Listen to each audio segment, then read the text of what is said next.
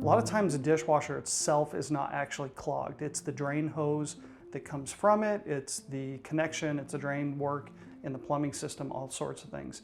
So to start off, there's a pump in the bottom of the dishwasher, and all the food waste and everything that goes down is sitting in the bottom of the dishwasher, and if it doesn't get sucked out of the dishwasher, it's actually still sitting there, and that could be blocking the screen that the water filters through, and the food will actually get lodged in there and prevent the water from flowing into the pump that then pumps it out. It could be the garbage disposal itself, that the dishwasher drains into the garbage disposal so that all that food waste basically sits in there, and if you don't run your garbage disposal often, it'll actually plug and then it'll start backing the sink up.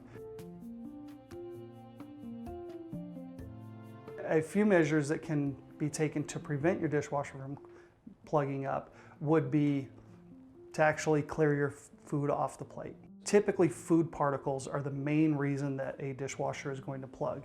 Whether it's food in the bottom of the dishwasher or food stuck to the drain pipe, no matter what it is, it's food and grease that are going to plug those up. New dishwashers advertise that you don't have to scrape your food off. As a plumber, it really sits wrong with me because that waste has to go somewhere, and it's really going through this little tiny drain tube that has to go somewhere, and chance of that plugging up are pretty good.